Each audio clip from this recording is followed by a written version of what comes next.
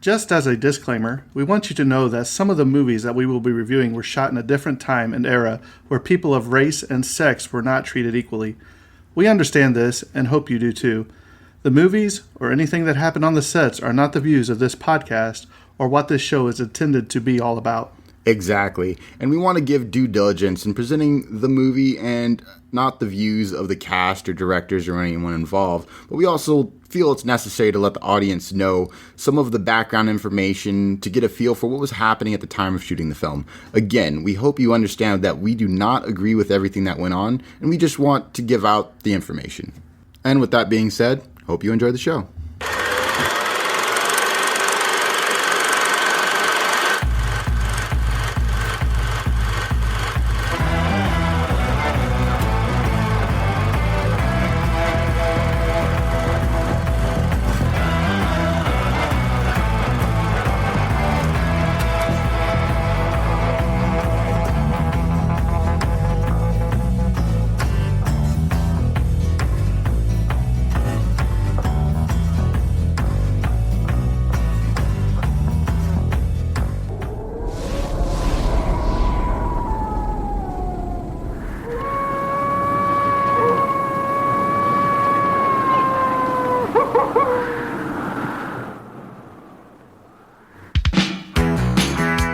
For Michael J. Fox, life hasn't been easy. Hello? Hi. I'm going through changes. His voice is changing. Give me a keg of beer. Is there anything wrong with me? He's got hair on his chest. He's stopped being a boy. What do you think about to get worked up? At last, he's become Scott? Scott Howard? This is your father speaking. Now open this door right this minute. a wolf. An explanation is probably long overdue. Dad, an explanation? Look at me. Look at you. He's always wanted to be something special, but he never expected this. Then everybody be so Teen Wolf. He's got style. There's something different about you. Did you change your hair? He's got class. wolf person. Wolf. He's got hair all over his body. Wolves aren't supposed to be shy. He's a wolf in teen's clothing. And tonight is his night to howl. Teen Wolf, a new comedy with Michael J. Fox, star of Back to the Future.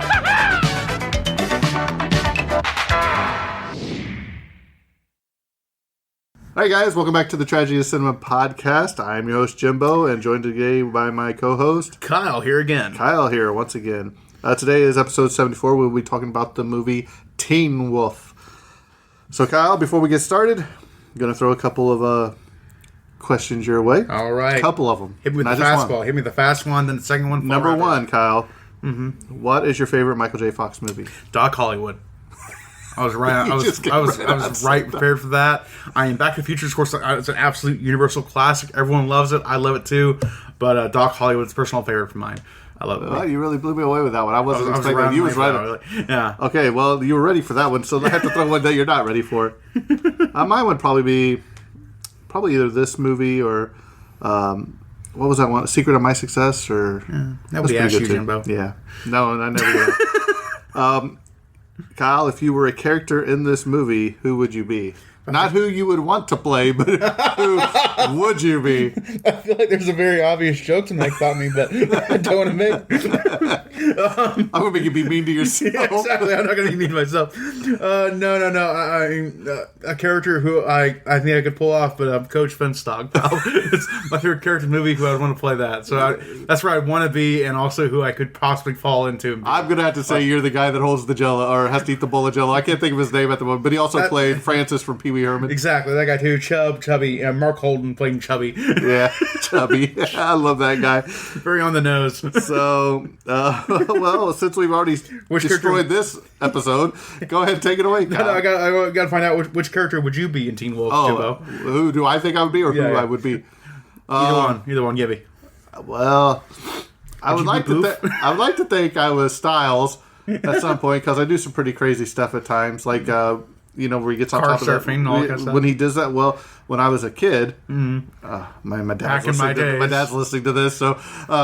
But we used to do those Chinese fire drills. We'd go. I'm talking about busy interstates. You stop at a red light. You both open up the doors. Everybody piles out of the car, runs around the car. You have to make it all the way back around and hop in before the lights turn green. Nice. So I did that a couple times in my life. Sorry, Dad, if you're listening. So I see a lot of styles in myself, but who I could actually probably pass now would probably be the dad. Harold Because now Howard, that I have a son and daughter, I see some of the fatherly instincts in him. So, and I kind of look like him now because I'm getting a little overweight and gray. So, you're definitely locked into the dad gear right now in your life, in this part of your life. Okay, I understand. All right, so I'll proceed forward. We have the movie Teen Wolf, released on August 23rd in 1985, directed by Rod Daniel. Writers are Jeff Loeb, credited as Jeff Loeb III, and Matthew Wiseman.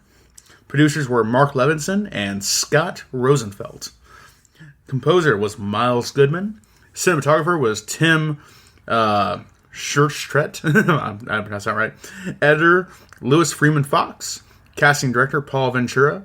Production director, Chester Kaczynski. Opening weekend, we have a gross earnings of. We'll see if I can actually find that budget real quick. No. Okay, just opening weekend. We have opening weekend earnings of $6.1 million. That'd be equivalent of about $15 million today, roughly here and there. And gross over worldwide, it was $33 million over time, and that'd be, of course, equivalent to about $90 million today's money, or close to $100 million, actually, roughly. That's rough guesstimations. I didn't do the calculations off the top of my head. I did do them off the top of my head, as it goes. Let's see here. Moving on, we got technical details. We have a runtime of 91 minutes. Sound mix is mono. This is a color movie. The aspect ratio is 1.85 by 1. Camera is a Panavision Panaflex. And the process spherical, and the printed format was 35 millimeter. Moving on, we usually go on to the awards, but we couldn't find it for any of this movie, so we're going to go straight to my big old part, the cast. We, of course, have the legendary Michael J. Fox playing Scott Howard. Of course, you know Scott Howard from movies like the Back to the Future trilogy, Doc Hollywood, my personal favorite, as we duly noted. We know Scott Howard from that, or we know Michael J. Fox from that? We need Michael J. Fox from Back to the Future. It's just Scott Howard. Scott Howard is the Teen Wolf from the future. He's really imbued his role in that film. We got to go back, Marty. Michael J. Fox is playing the same role in that entire decade. Just let's be honest. He was also in the Spin City series, and he was the lead voice actor he played Stuart in Stuart Little movies. I love those movies. Such a weird movie. I know. These two parents go to orphanage. Oh, look, all these kids found a home. We'll take the rat. You're so cruel. I mean, the movies are good, don't get me wrong, but also, imagine being that orphan and be like, you took the mouse over a kid? You're going... Kyle's lost it, folks. I'd be so mad. Last week they got the cat. Exactly. Or even more messed up, Stuart Little. Like, the cat can talk to the mouse, but the mouse can't. The cat can't talk. Why? Okay, it's not about. This is not about Stuart Little. This is the Teen Wolf podcast, not the Stuart Little podcast. We'll get to him later. James Hampton plays Scott Howard's father, Harold Howard.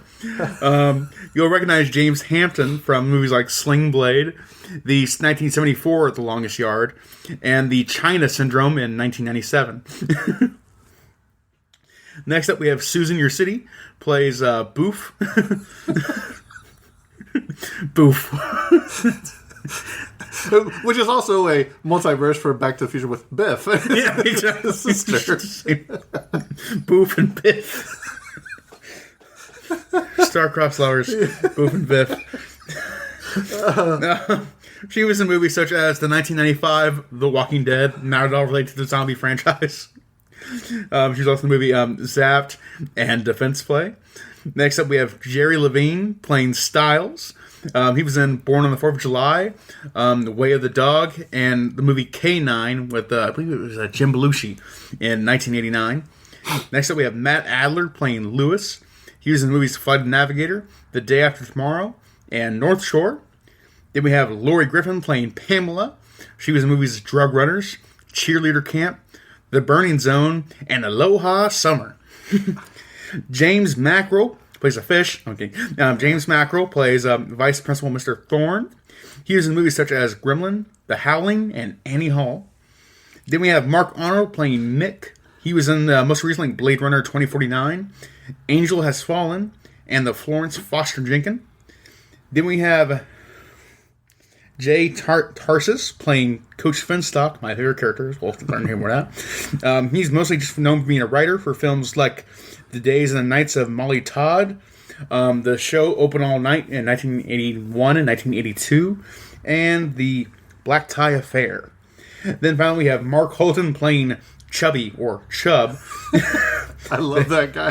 The character I'd be cast as by Jimbo. Who was in Leprechaun, and he was also in Pee-wee's Big Adventure and The Naked Gun. The Bike's Not for Sale, Francis. The Bike's Not for Sale. And that is the cast for Teen Wolf. You know what? I don't think I've ever had as much fun of a cast as we just had doing your cast roles with this one. The Stuart Little digression was like, we gotta talk about Stuart Little for just a second, because like, oh my god. All right, Kyle, I'm putting you on the spot. Mm-hmm. Give me the synopsis of Teen Wolf. Don't look at that paper in front of you. I wanted to see off the top of your head. Off the top what would you say of my head. the synopsis? Your synopsis would be of Teen Wolf. You know, it's a father and son coming of age story. You know, a boy turns into a man, or in this case, a boy turns into a werewolf, and has to live with the responsibility of being a athlete and a popular skin and growing up, basically. So it's kid finds out he's a werewolf and has to live the consequences of that. I would also say maybe I'd say a non-popular kid being thrust into the limelight. Their basketball team's terrible. He likes the popular girl, and once he discovers that he's a werewolf and things starts changing for him, he becomes Mr. Popular to the point where he starts doing away with his good friends, putting them on the back shelf because the popularity is overtaking him, and he's like the sports star and everything. So it goes from a nobody to an all-star, basically. Right. Yeah, and having to deal with the responsibility of what that means. You have to remember where you came from and who actually matters in your life, and not just people who appreciate you now because you're popular. Right. Very well done. Very well. Yes. Done. So let's let's start talking about this movie a little bit. Scott Howard, who was Michael J. Fox, a.k.a. Stuart Little, his house was located on the same block as the 1955 George McFly's and 1955 Lorraine Baines' houses from Back to the Future. So it's pretty interesting that they kept the world right there, yeah. The world is all of the general aesthetics are still with Back to the Future. This is still quintessentially an 80s movie all the way through. It's just go from one to the other really easily. And this shocked me too, especially being an 80s movie, that it only took 21 days to shoot. Yeah, really, really quick production time, especially. Which is it's kind of interesting because of all the makeup which we'll get to later on about the makeup for the werewolves or the wolves, but that takes a lot of time. Still, but also we got through with the makeup, they filmed a lot of that stuff afterwards with the makeup, so they clearly segmented the times of these movies very, very well. Okay, these are the basketball scenes, these are the high school scenes, and these are the werewolf scenes, and they're all very delegated properly, I think. We'll talk about that here in a little bit too, about the filming in the high school gym, because it was actually right next to an airport, so they had to stop filming with the airplanes would take off and then restart. All of them were impressed to get in 21 days then. Just exactly. You have to stop filming because a plane's going overhead. Oh, drive me nuts. A boof was actually based on one of the writer's high school girlfriends. Yes, that was her real name. Lisa Boof Marconi was her real name. Lisa Boof. Boof. Man, school was tough for Boof. Just saying. Michael J. Fox hated this film. He really didn't. He didn't want to return for the sequel. If you remember in the sequel, I think it was Jason Bateman that played. Was it his cousin or something? As a boxing movie, I think. Mm-hmm.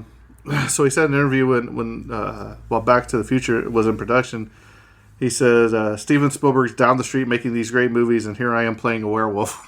So I totally get that. You know, it's like I'm doing this romantic comedy semi-monster flick, and like here is Steven Spielberg making these Oscar-worthy films and Emmy-worthy films and all that stuff, and he's just like, why I'm stuck here, man. I am messing up, you know. But even though now it's a classic film, I'm sure he actually has some love for it as well. Right. At this point, you know. When Susan Orsini slapped Michael J. Fox, she actually did it too hard at first. Mr. Daniel had to explain what a softer stage slap was.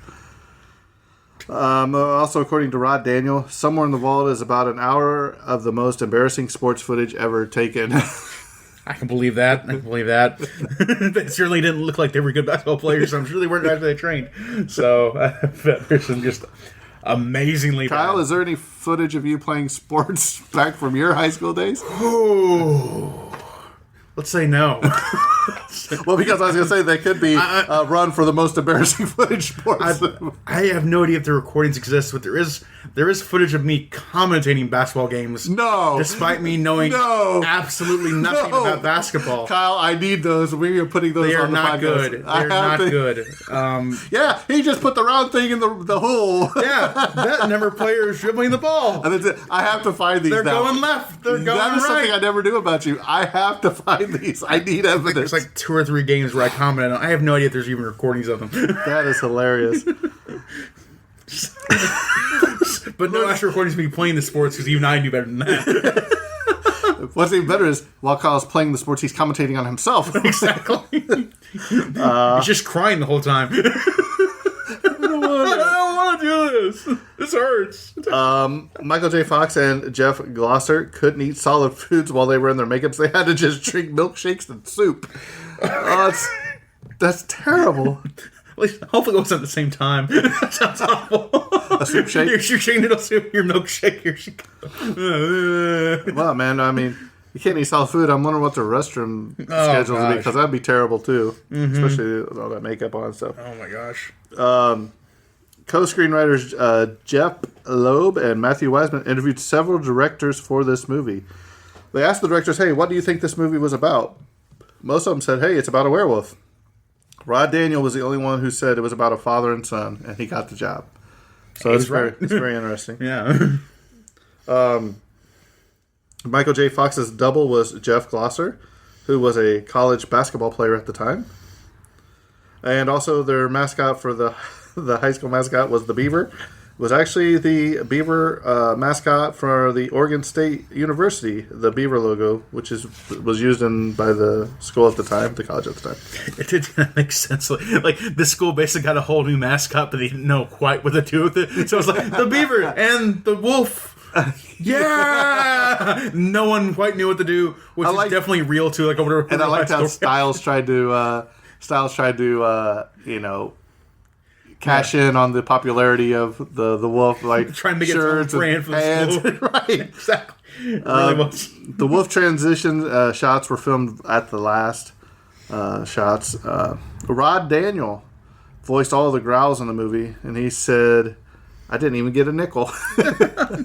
Yeah, one thing about the transition shots, actually, I think this is really impressive to have really because we've seen films like American Werewolf from London, so like that have really brutal transformations of a human to a werewolf. But this is a very, very believable way of also a PG of showing the transition from a human to a werewolf that I really appreciated from a practical effect standpoint.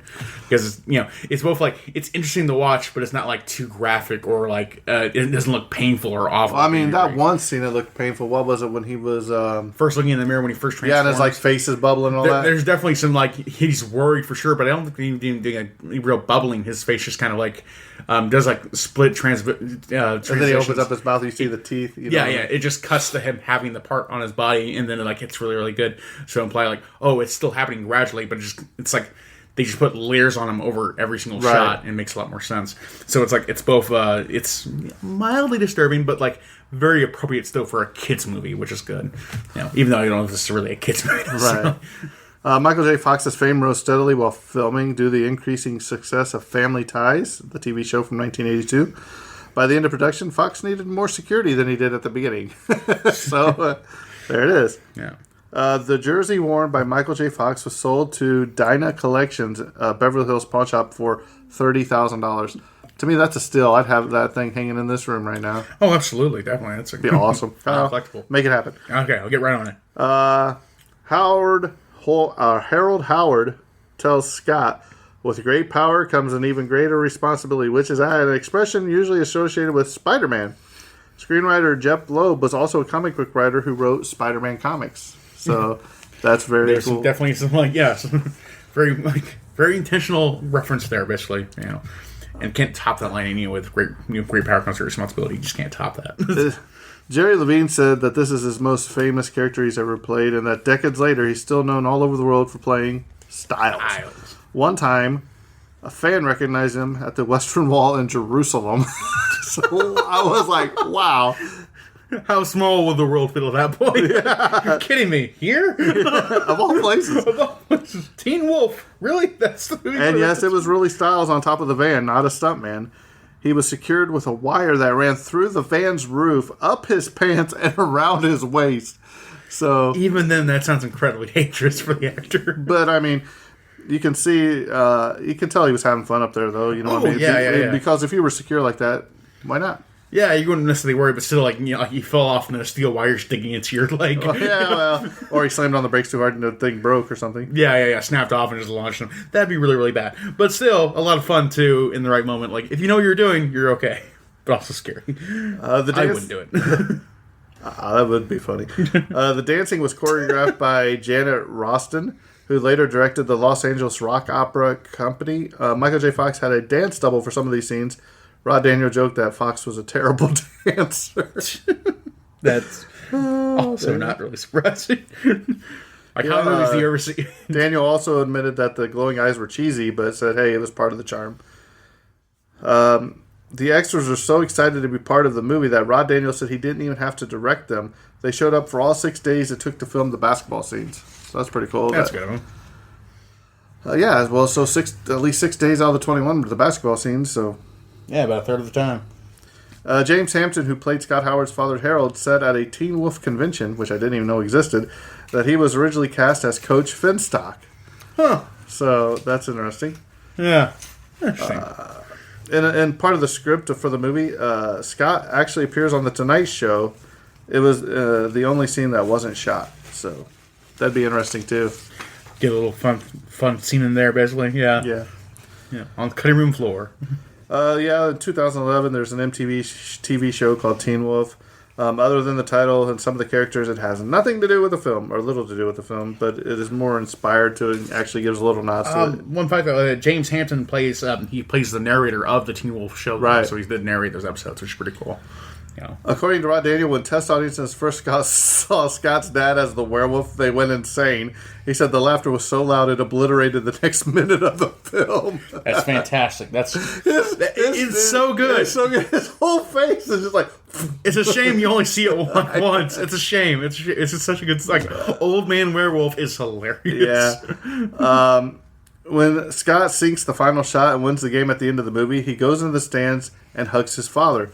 Immediately behind Michael J. Fox and James Hampton, an extra in a red sweater can be seen with an unzipped fly.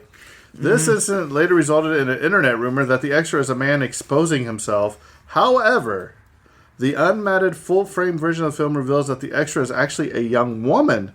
Apparently her pants were too tight and she unbuttoned and zipped them so she could sit down on the bleachers.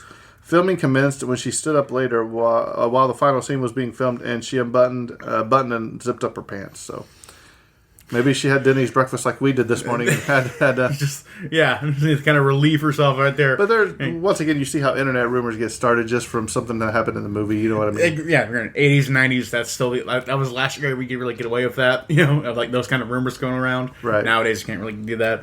But, still slightly embarrassing. The werewolf makeup took nearly 4 hours to apply, but it only took James Hampton 30 seconds to rip it off because it made him feel claustrophobic. Which I can see that because he had a full face. Yeah, full fur. He basically had a carpet on his face.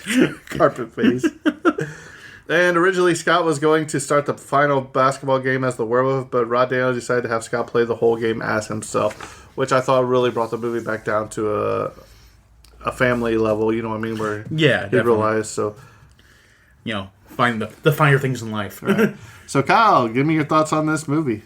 I think this movie is excellent. I think it's one of the top. I think it's one of the top Michael J. Fox movies out there, and a great watch. Maybe not quite as kid appropriate today as people thought it was back in the time.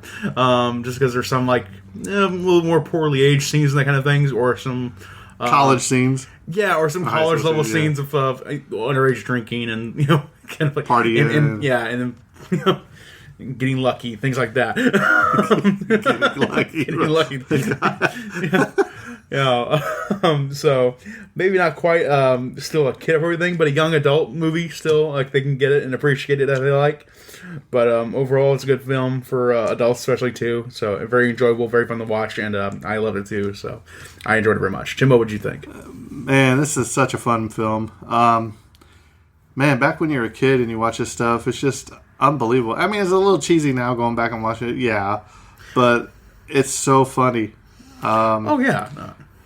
And the part, that always, usually sticks out, one of the most memorable scenes is where, Styles is trying to get the beer from the liquor store or whatever. And he's like, oh, you need to go in. He's like, I couldn't. So he's like, all right, I'll go. So he goes in and he's like, he goes up there, he's all nervous. And he goes up there to the counter and the guy just looks at him like, yeah, right. And then he's like, his eyes start glowing and he's like, give me a keg of beer.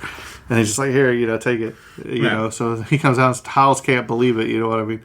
But the whole transition, from him struggling with what am I going to do to, because you remember like in the high school scene where he's starting to transform and he runs down the hallway and his principal's looking at him and he goes to the sink or whatever. You're like, oh, he's busted now. And then his teacher finds that hair or whatever in the sink or whatever. But great movie. I'm not a big Michael J. Fox fan. If you listen to our Back to the Future episodes, you'll realize that. But I like this movie. Back to the Future's okay, but this movie to me is probably Michael J. Fox's best, just because he's believable. And some of his other roles he's not very believable. But and this makes you think, what happens if there really was werewolves or vampires or how he lived day-to-day life, basically, all the kind of things like how a werewolf. And you start thinking, and if that was me, what would I do? Yeah, would I go car surfing? Would I go?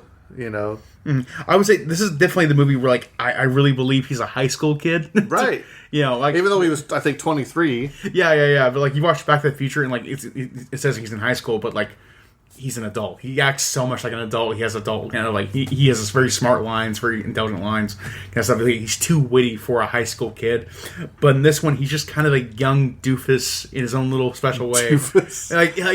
Kyle, we can't say that. You're gonna get us canceled. He's a square. He's a little. So now you're going wrong. Squirt. He's a young kid. He's bashful. He's annoying. He's annoying in all the young kid ways, which makes him more believable as a high school kid versus all the other films. So this is the film where I feel like he's most accepting of his role in the movie because he really does. He feels like a young annoying kid in the best way possible. I mean that's a compliment of his role. Well, not only that, but there's also a love story aspect to it too, where the girl that he always thought that he wanted, when he could finally have her, she only wanted him because he was popular at the time. And then you see that at the end of the movie where he just shoves her out of the way and goes and to basically his friend or whatever. Yeah. Which is really touching. But yeah, I recommend it.